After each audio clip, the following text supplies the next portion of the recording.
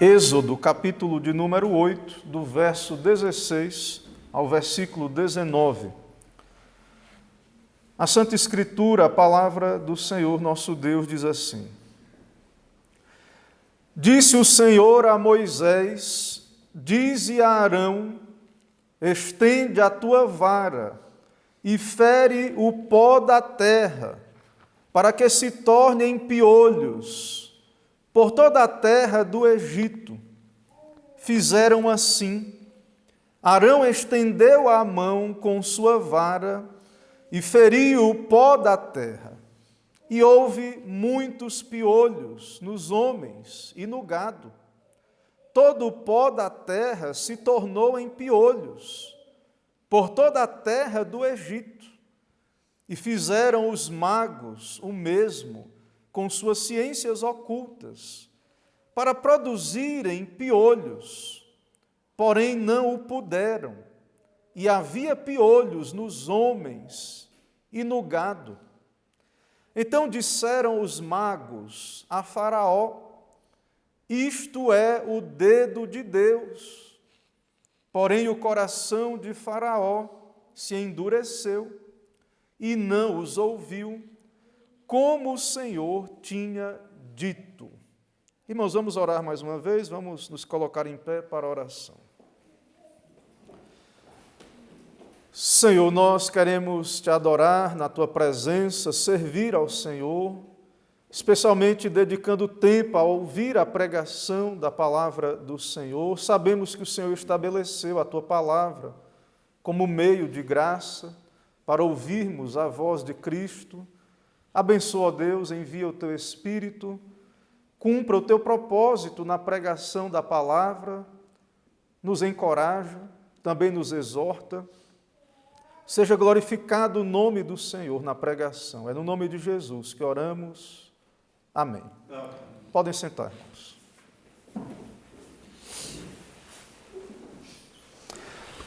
Meus irmãos, nós estamos nesse trecho das Escrituras em que encontramos as 10 pragas do Egito, as famosas 10 pragas do Senhor contra o Egito, no contexto da libertação de Israel do cativeiro do Egito, conforme a promessa de Deus para o povo de Deus ali, para Abraão, e que Deus cumpriu na história de Israel, usando Moisés como mediador e Arão também aqui no nosso texto. E essa passagem, irmãos, e esse nosso texto é um exemplo de como a repetição é algo muito importante para o nosso aprendizado. Nós sabemos isso a partir dos métodos de ensino dos nossos dias e sabemos também, é muito comum nas Escrituras, o próprio Deus quer que repitamos a leitura de certos assuntos. Por exemplo, isso que vemos aqui no Êxodo é repetido nos Salmos, é comentado nos Salmos. E também vemos no Novo Testamento, por exemplo, quando falamos sobre a ceia do Senhor, que Jesus mandou fazermos a ceia, termos a ceia na adoração em memória dele, todas as vezes que o fazemos e repetimos. Então, Deus ele usa esse método. Ele quer que ouçamos a sua palavra, e aqui, então, há um padrão nessas 10 pragas.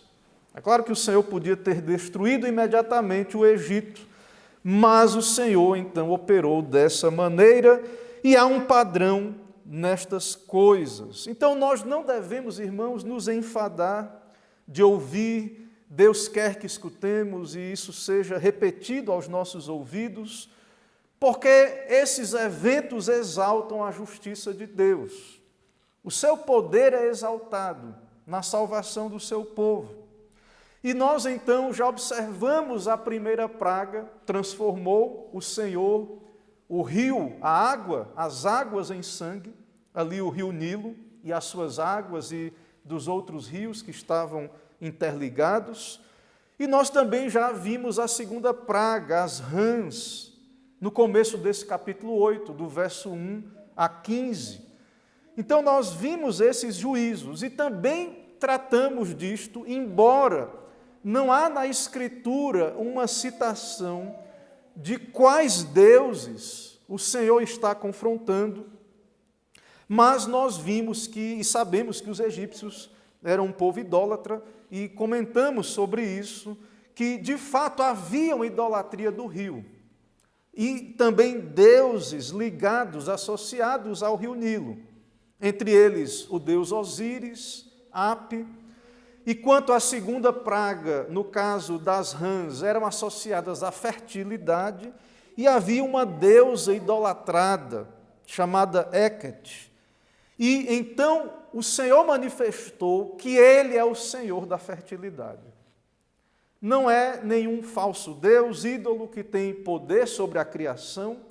O Senhor então fez aquelas rãs se multiplicarem, deu fertilidade para aquelas rãs, e o propósito dessas pragas, irmãos, é manifestar que só o Senhor é Deus, só há um Deus. A idolatria, os falsos deuses, de fato, não têm poder algum. E então Faraó, que é considerado um deus e que mantinha a ordem do Egito, também é humilhado. E fica claro que Faraó não é Deus, não tem poder algum. Então há um confronto entre Deus e o Egito e Faraó, e a idolatria, e o império das trevas. Há um conflito, um confronto, em que Deus é vencedor, é Senhor, é vitorioso, Cristo é vencedor. E então nós vimos que Faraó, ele foi humilhado, inclusive no capítulo 8, no verso 8, ele pede a Moisés que ore por ele. Ele pede a Moisés. E Moisés, então, ele não responde, ele não ora imediatamente, para que ficasse claro que Deus iria retirar as rãs na hora exata da oração, para que não ficasse alguém ali a dizer no Egito que foi por acaso, e foi natural que as rãs vieram e depois retornaram para o seu lugar ou morreram. Não, foi a mão de Deus, uma ação de Deus. E ao receber alívio, nós observamos dessa praga das rãs, no verso 15 do capítulo 8, é dito que Faraó continuou de coração endurecido, coração pesado. Faraó é incrédulo. E então a palavra no original tem a ver com um coração pesado. E isso ilustra, irmãos, o perigo da incredulidade. De fato, Faraó não se arrependeu. Faraó odiava as consequências do pecado, mas, de fato, não o pecado. Ele não teme a Deus. E, ao receber misericórdia, ele se torna mais duro ainda. E aí vem o nosso texto, a nossa passagem do verso 16 a 19, e, de fato, mais uma praga é enviada contra o Egito, que é o que iremos tratar nesta manhã. Irmãos, irei caminhar por esse texto a partir do tema o dedo de Deus contra Faraó. O dedo de Deus contra Faraó. Em primeiro lugar, irmãos, veremos Deus intervém sem aviso, do verso 16 a 17, diferente das outras pragas que pela manhã o Senhor mandou Moisés e Arão encontrar Faraó na sua caminhada matutina em direção ao rio, e então os profetas transmitiram a mensagem de Deus para Faraó, e Faraó não ouviu, e tudo aquilo que já vimos. Mas, irmãos, Deus já avisou Faraó que ele deve libertar o povo, ou permitir o povo adorar a Deus no deserto, e de fato não é necessário, ou não é obrigatório que Deus dê um novo aviso, porque o Senhor, primeiro, já falou a Faraó, e o Senhor é soberano e justo. Ele é soberano e livre para agir conforme a sua justiça, a sua verdade, e enviar o seu juízo contra Faraó. E ao permanecer com o coração duro e não ter atendido a Moisés, Faraó devia esperar mais juízo, porque a condição de retirar o juízo era que Faraó se submetesse a Deus, deixasse o povo ir.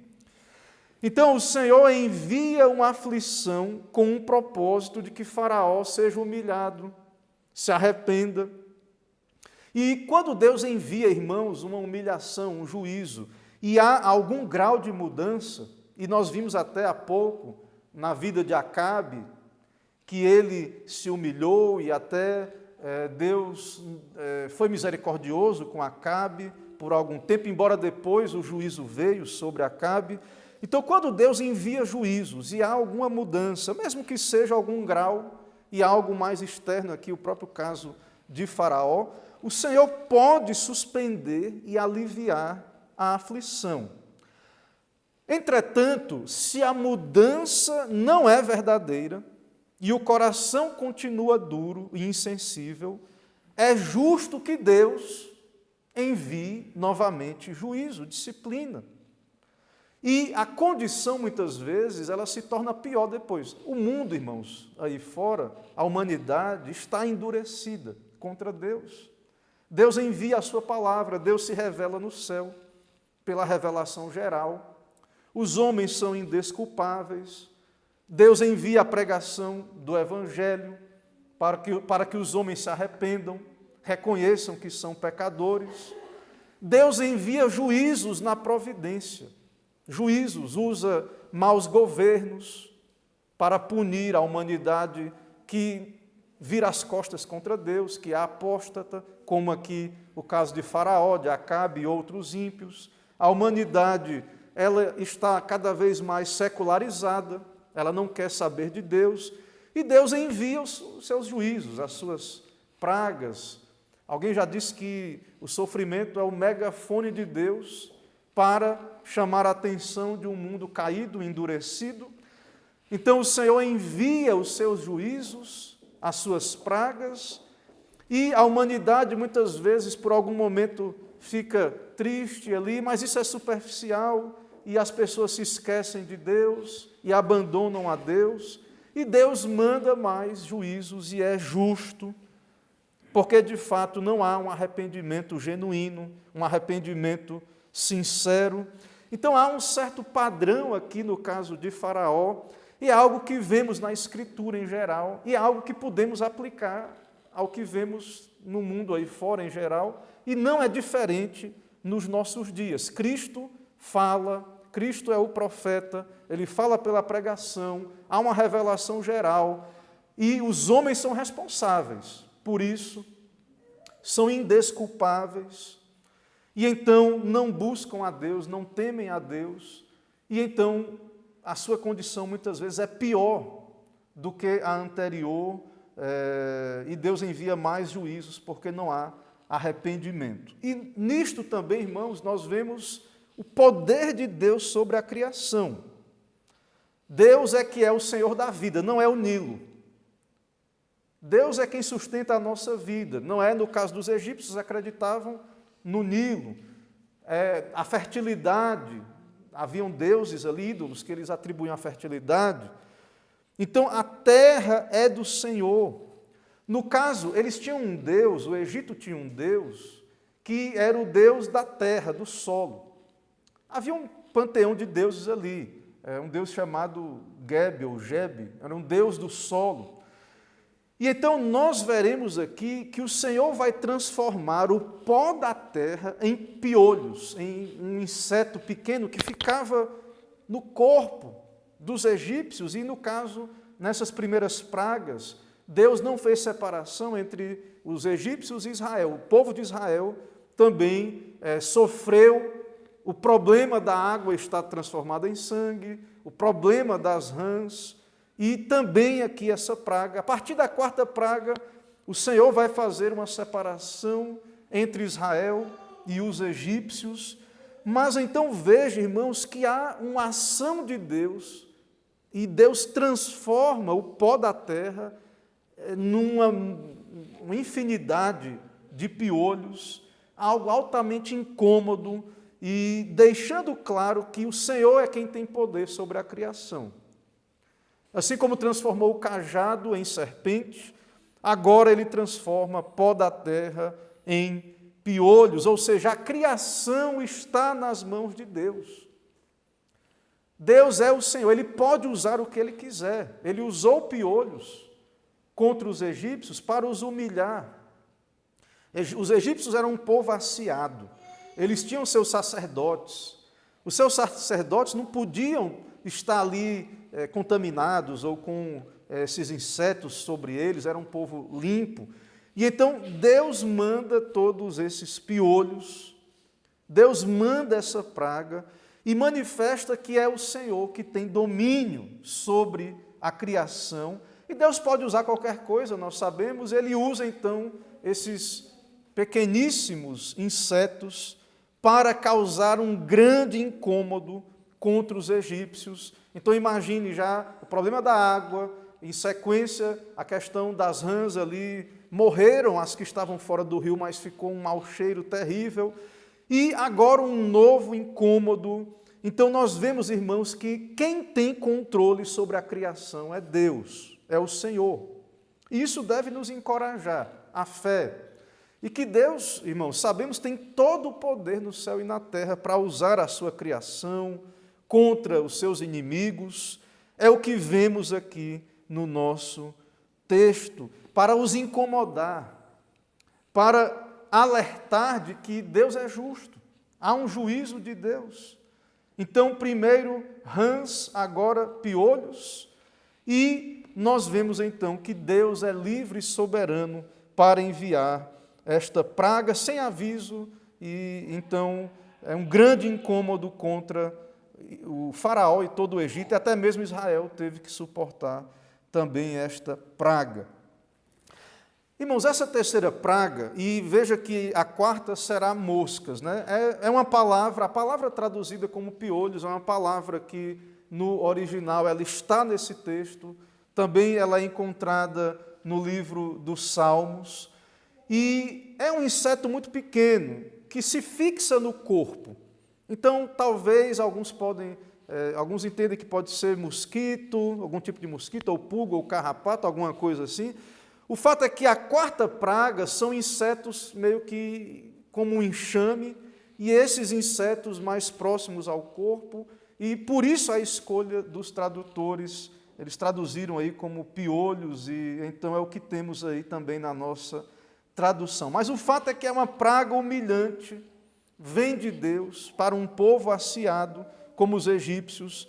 Imagine todos esses pequenos seres ali, os incomodando, e então nós vemos que de fato foi uma praga terrível. E depois veremos também as moscas, os insetos, numa quantidade grandiosa ali, e formando uma grande massa de moscas. Será isso na quarta praga.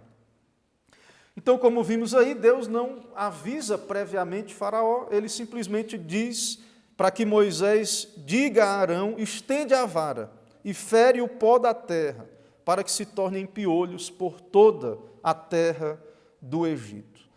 Em segundo lugar, irmãos, temos aí no texto que o dedo de Deus não pode ser imitado. Muitas vezes na Bíblia é usada a expressão a mão de Deus, a ação de Deus, a mão de Deus. E aqui no nosso texto, temos aí no verso 18 e no começo do verso 19, que os magos, os encantadores, sábios do Egito, tentam fazer a mesma coisa que Moisés fez, com as suas ciências ocultas, com a sua magia, e produzir piolhos, mas não o puderam. E havia piolhos nos homens e no gado. E no começo do verso 19, eles dizem a Faraó, os magos dizem a Faraó: isto é o dedo de Deus. Desse modo, irmãos, nós vemos que, diferente do cajado que eles conseguiram imitar, e também no caso das rãs, da água do Nilo, eles também conseguiram fazer aquilo de alguma maneira, as rãs também, aumentaram as rãs, mas de fato aqui nessa praga o texto diz que eles não tiveram sucesso. E eles dizem: isso é o dedo de Deus, isso vem de Deus. Eles tentam imitar o Senhor, que fez surgir do pó da terra piolhos. Eles tentam produzir piolhos, surgir piolhos, mas eles falham, eles não conseguem fazer. e nem consegue, que é o que eles deveriam pensar em fazer desaparecer, tirar a praga. Eles não conseguem fazer isso. E o texto diz que haviam piolhos no povo e no gado.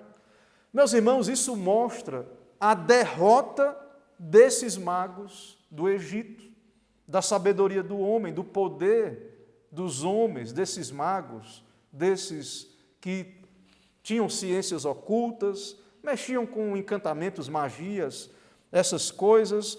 E então nós vemos que eles têm apenas que reconhecer que eles nada podem fazer, estão derrotados.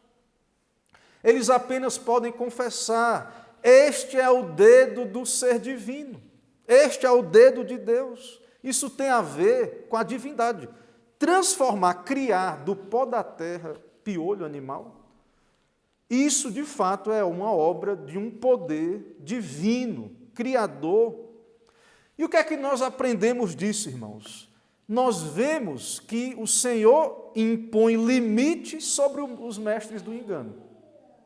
Embora hajam prodígios da mentira, há uma ação de Satanás, falsos mestres, esses magos aí, Janes e Jambres, eles fazem com as suas ciências ocultas algumas situações aí, em alguns momentos eles enganam Faraó e imitam essa ação de Deus, mas há um limite.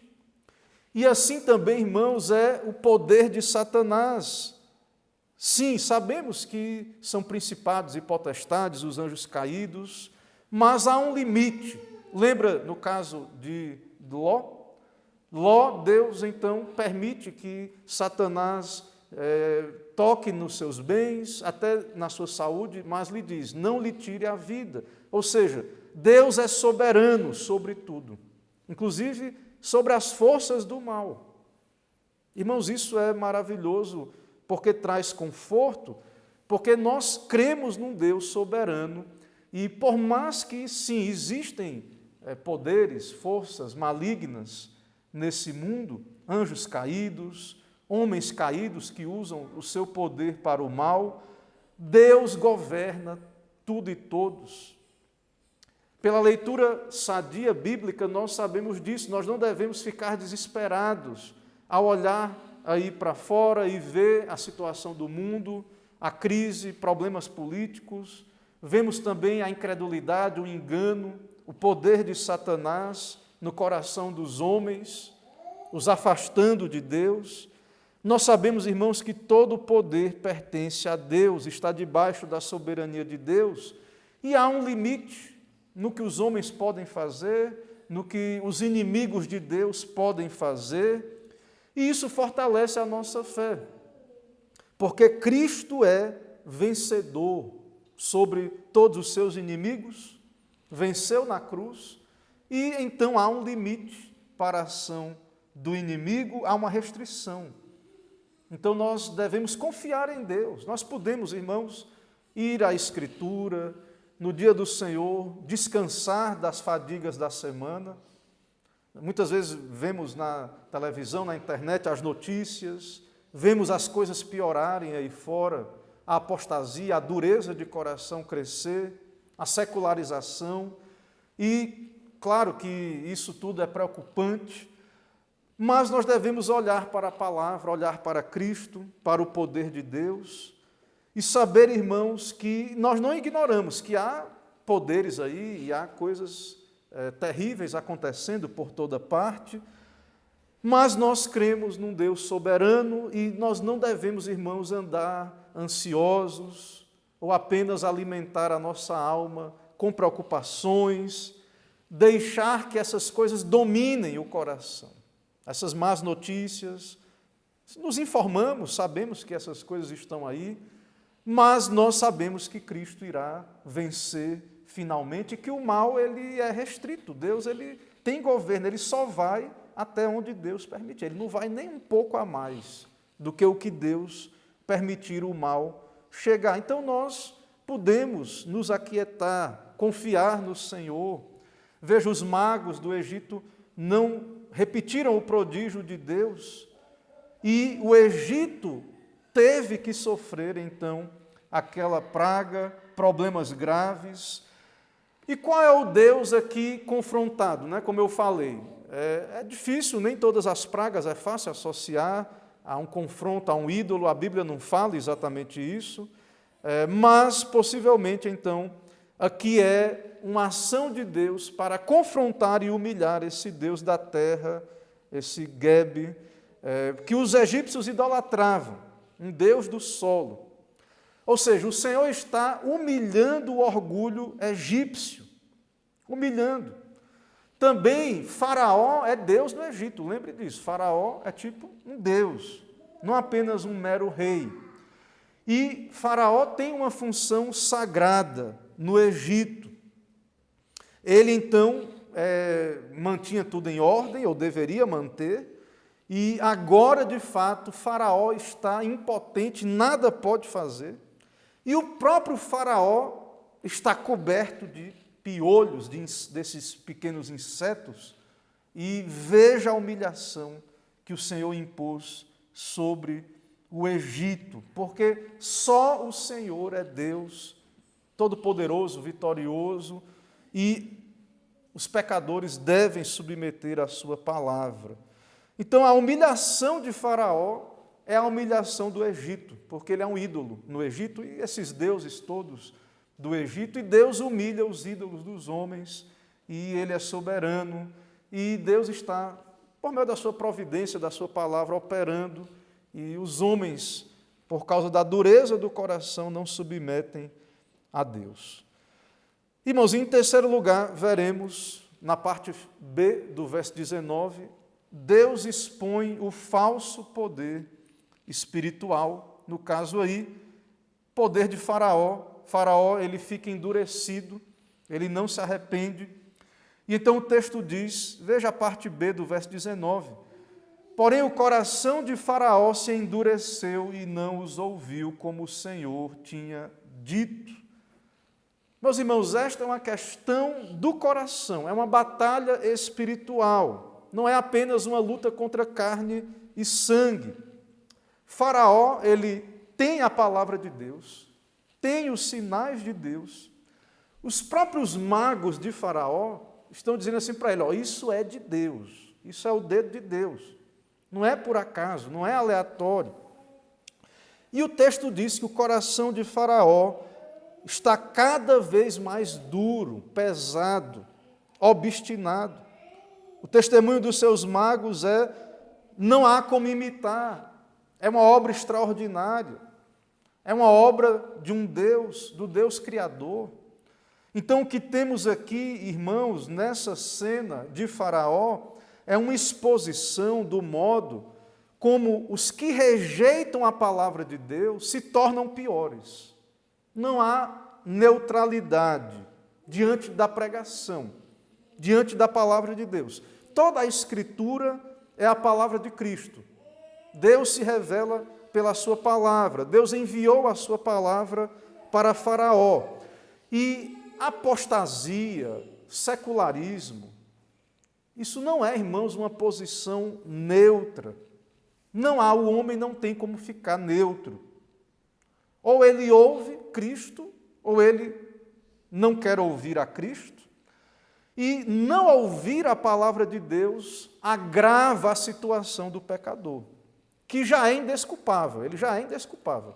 Se você ler lá em Romanos 1, Deus se revela do céu, a justiça de Deus se revela do céu contra toda impiedade e injustiça dos homens, ou seja, há uma revelação geral de que há um Deus justo, santo, e os homens suprimem a verdade de Deus.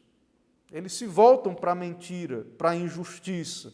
Então isso não é neutro, essa coisa do secularismo, das pessoas não quererem pensar em Deus, abandonarem a Bíblia, não querer ouvir uma pregação. Meus irmãos, não acho que isso é por acaso. Tudo aí fora tenta fazer com que nós nos esqueçamos de Deus.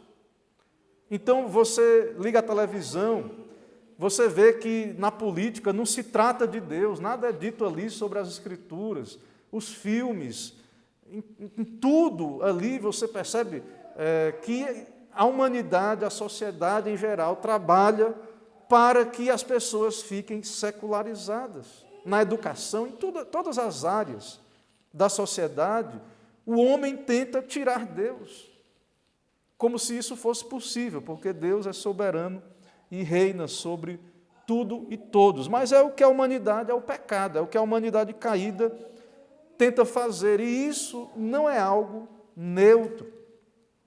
Não ouvir só confirma que os pecadores estão nas mãos de Deus. Faraó não ouviu, e Deus já tinha dito para Moisés, tu vai, Moisés, falar, mas ele não vai ouvir. Desse modo, o que temos aqui representado diante de nós, e a Escritura fala disso, é que os homens não ouvem, e isso revela que os homens, a humanidade, está nas mãos de Deus. O seu destino eterno está nas mãos de Deus. Porque apenas a eleição de Deus pode transformar o coração de pedra, para que ouça Deus, para que vá a Cristo. E isso, irmãos, revela um Deus soberano. Agora, isso não anula a responsabilidade humana. Não devemos esquecer. E isso é bíblico também. O ser humano é responsável. Faraó é responsável. Os pecadores que não ouvem, que rejeitam o Evangelho, os apóstatas, aqueles que até ouviram, foram de uma igreja e depois não querem mais ouvir, isso não é neutro, eles são responsáveis. E isso, irmãos, nós não devemos ficar ansiosos, isso só comprova que Deus é soberano, porque nós sabemos que ninguém virá, ninguém vai a Cristo, ninguém terá um coração de carne, sensível. Ninguém vai ter o temor de Deus, se não houver uma ação do Espírito. Então, Faraó é responsável, os ímpios são responsáveis. Ao mesmo tempo, irmãos, de fato, nós sabemos pela Escritura que há um decreto de eleição e de que Deus é soberano e que todos estão nas mãos de Deus e que nada podem fazer se não for a misericórdia de Deus. E então eles serão responsabilizados no final. É o que vai acontecer com Faraó. É o que vai acontecer com todos os que não temem a Deus e que morrerem nesse estado de incredulidade, com corações endurecidos. Serão responsabilizados, terão que responder. São agentes, no sentido da livre agência, agentes livres.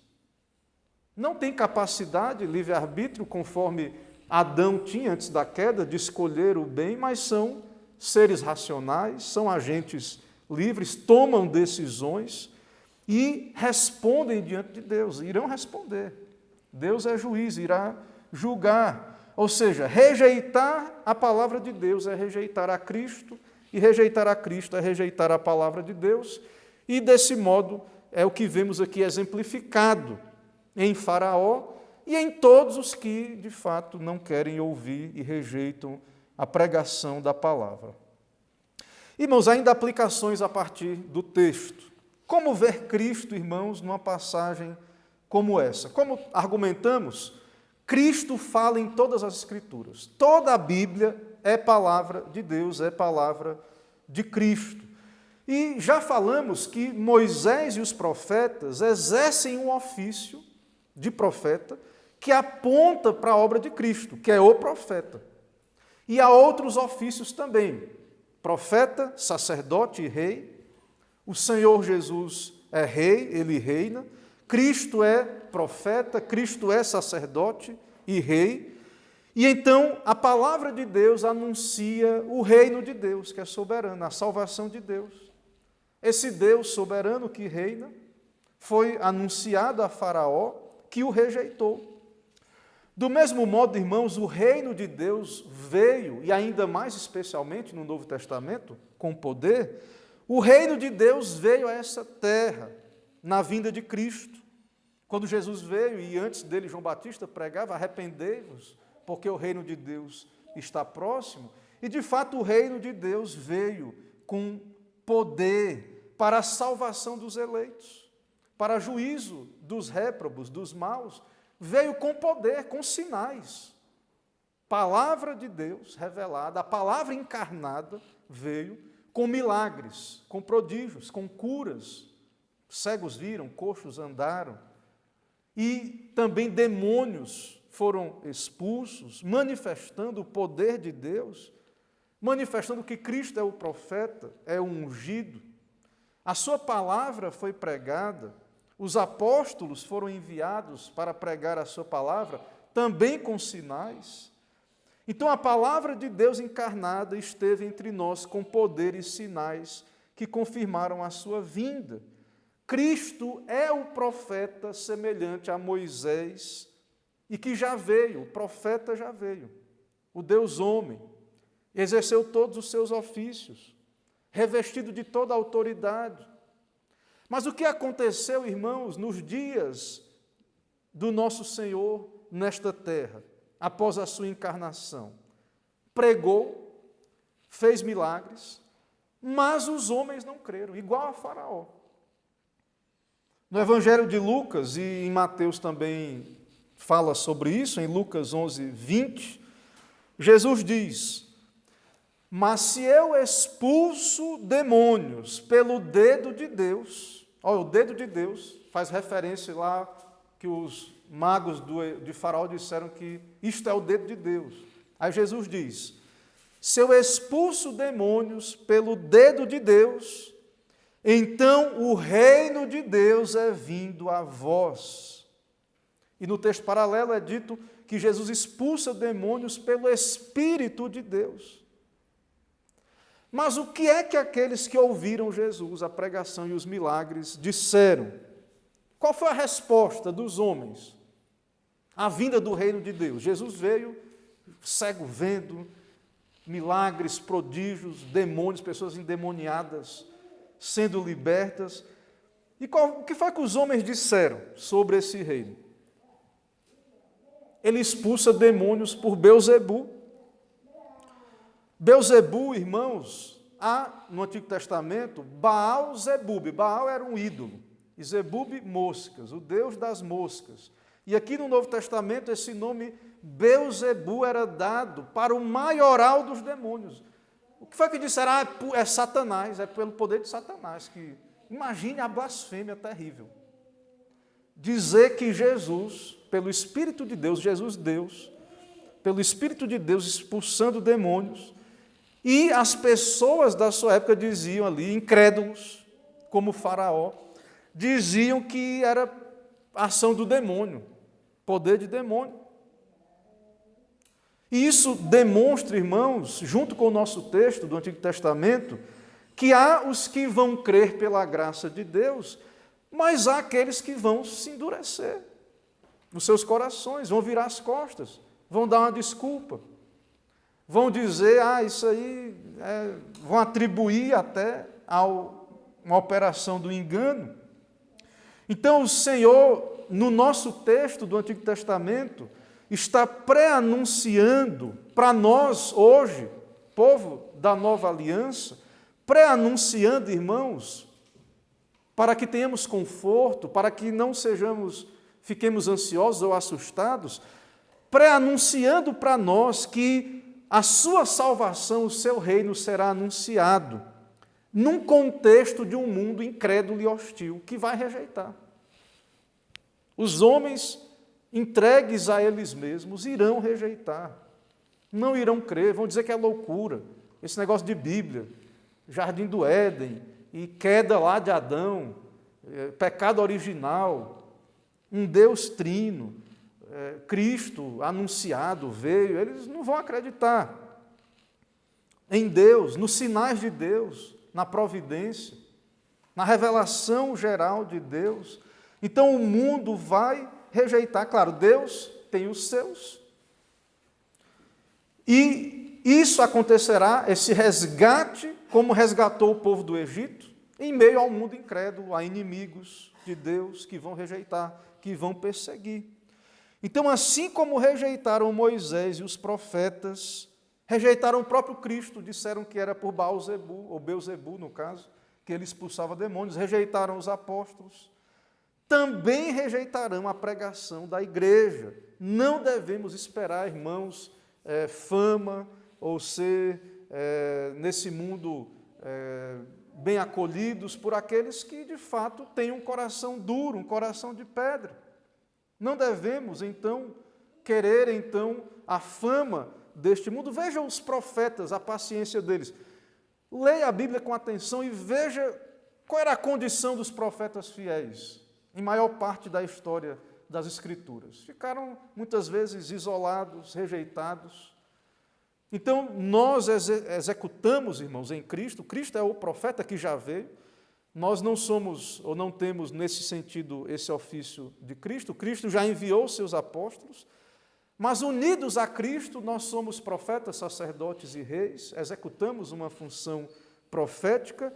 E Deus vai salvar os seus eleitos e, ao mesmo tempo, o mundo irá rejeitar. Ou seja, enquanto Deus salva e reúne o seu povo, retirando do cativeiro de Satanás, a condição do mundo entregue a si mesmo, ela tende a piorar.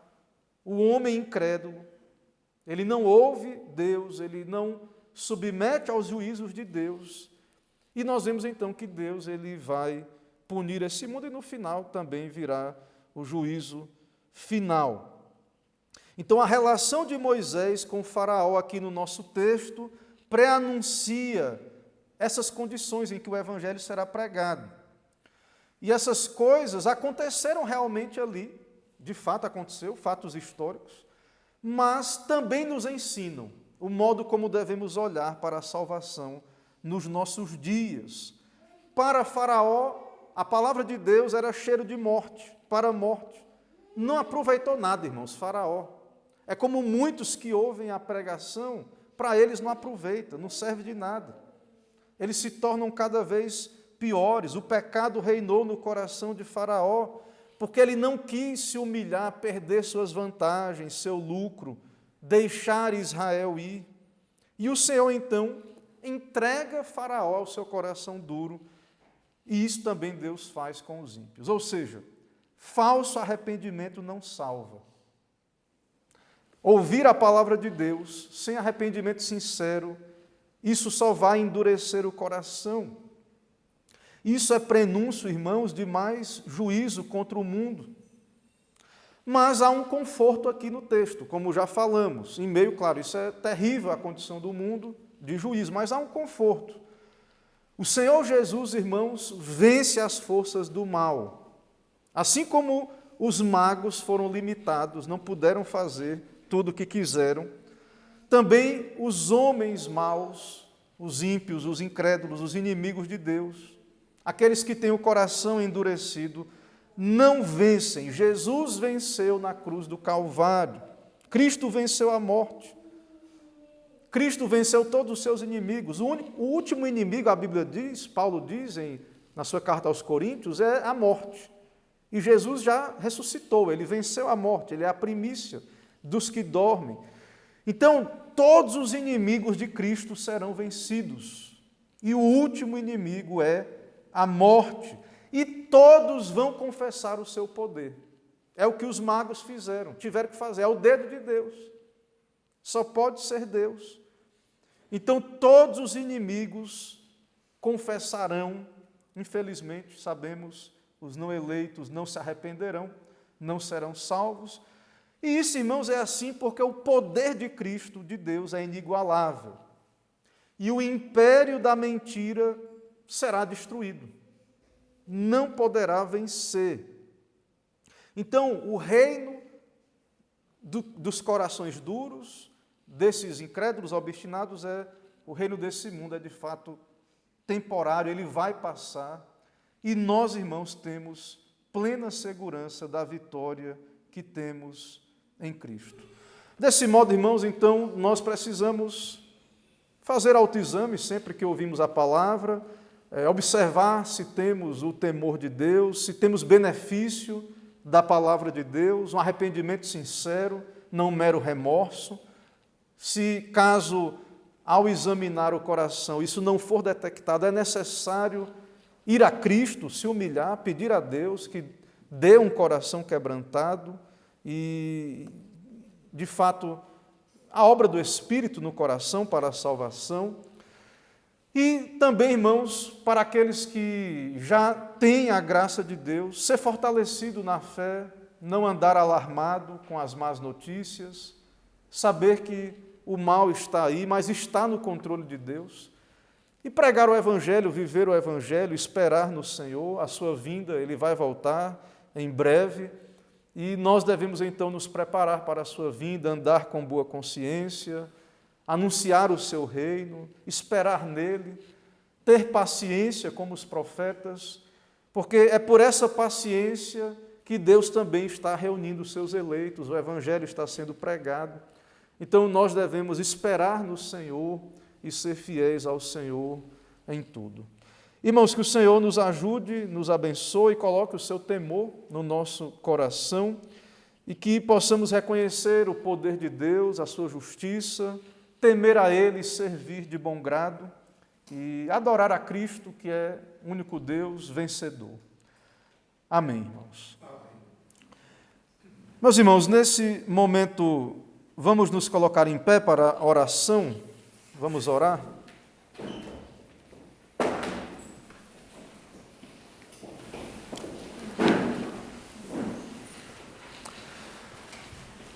Senhor, nós queremos te adorar neste santo dia do Senhor, poder vir à tua casa, te adorar, estar, ó Deus, na congregação, na comunhão dos santos, servir ao Senhor, dedicar tempo a ouvir a pregação, saber que o Senhor usa a pregação como meio de graça, o Senhor fala. Abençoa o teu povo, ó Deus, cumpra o teu propósito por meio da pregação. Também chama os teus eleitos, quebranta o coração daqueles que ainda estão distantes, endurecidos no pecado. E, ó Deus, traz segurança aos salvos. Também coloca temor, necessidade de andar em santidade enquanto aguarda a volta do Senhor. E abençoa o teu povo, ó Deus, o teu reino nesta terra, nos dá a cumprir a nossa missão de ser um povo fiel, ó Deus, de experimentar a tua palavra enquanto aguardamos o retorno do Senhor Jesus. Nos dá uma boa semana, ó Deus, nos protege, nos livra de todo o mal, de todo engano, nos livra principalmente, ó Deus, de ter um coração endurecido, secularizado, distante do Senhor. Ó Deus, nos dá ser um povo santo, piedoso, nos dá ter prazer na tua palavra, em ler a palavra, em ouvir a palavra. Ó Deus, conserve em nós um povo dedicado à tua palavra e que possamos ter fruto do Espírito e da nova vida, paciência, esperança no Senhor. Ó Deus, nos dá ser guiados pela palavra, não meramente pelos noticiários e tudo aquilo que vemos ao nosso redor, ou experimentamos quando temos contato com os ímpios. Sabemos que a palavra final é do Senhor. Assim nos dá uma boa semana, nos dá as tuas bênçãos, é no nome de Jesus que oramos. Amém.